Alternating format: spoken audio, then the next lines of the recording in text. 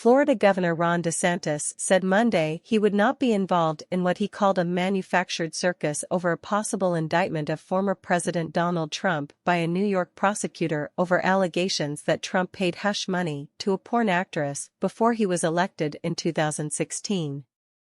"I don't know what goes into paying hush money to a porn star to secure silence over some type of alleged affair.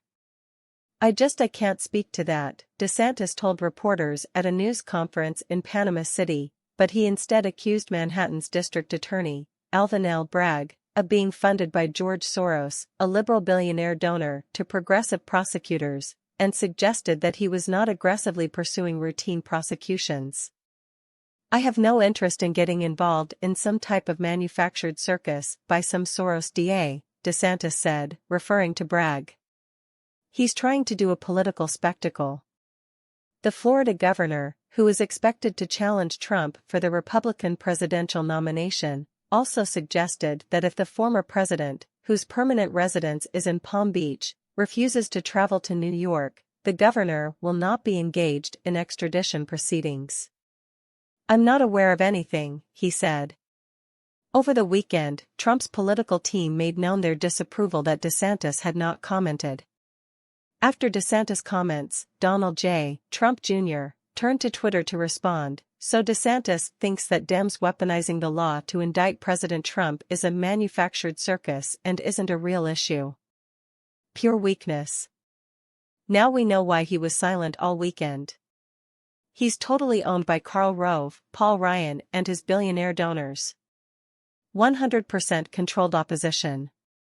As the governor was speaking, Jason Miller, a Trump aide, tweeted, "Somebody got some polling back." And by Monday afternoon, Trump revived his previous attack on DeSantis, reposting on Truth Social, a social media post of the governor with students when he was a teacher at a Georgia school, and adding some color.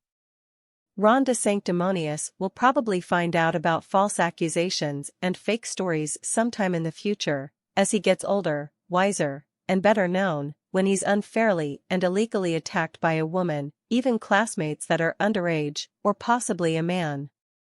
I'm sure he will want to fight these misfits, just like I do," Trump wrote on his website. Trump's post includes a photo of DeSantis that appears to be from when he was 23 and a high school teacher at a boarding and day school in Georgia. DeSantis is surrounded by young women in the shot, one of whom is holding a brown glass bottle.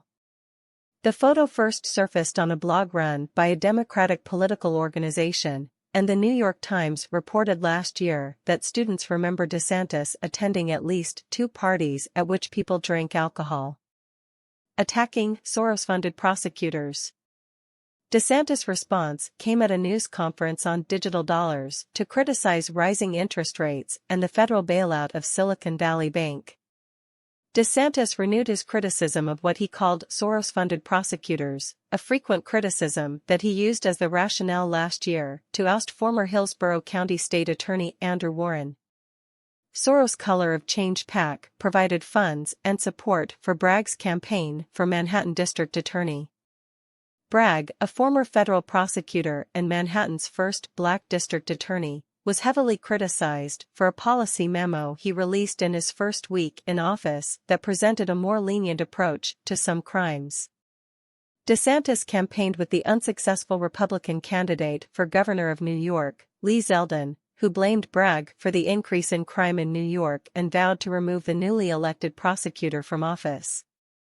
DeSantis followed a similar playbook with Warren but succeeded. After Warren sued to get his job back, a federal judge ruled that although the court did not have the authority to restore Warren to his job, the governor violated the First Amendment by considering Mr. Warren's association with the Democratic Party and alleged association with Mr. Soros as motivating factors in the decision. The ruling is on appeal. DeSantis revived the criticism even as he needled Trump for allegedly paying hush money. "I've seen rumors swirl. I have not seen any facts yet, and so I don't know what's going to happen," DeSantis said Monday. "But I do know this, the Manhattan District Attorney is a Soros-funded prosecutor and so he, like other Soros-funded prosecutors, They weaponize their office to impose a political agenda on society at the expense of the rule of law and public safety. A Manhattan grand jury is expected to indict Trump on the pending charges, but the timing is unclear. Trump predicted the indictment on his site, Truth Social, on Saturday morning in a lengthy post that ended, "The far and away leading Republican candidate and former President of the United States of America will be arrested on Tuesday of next week.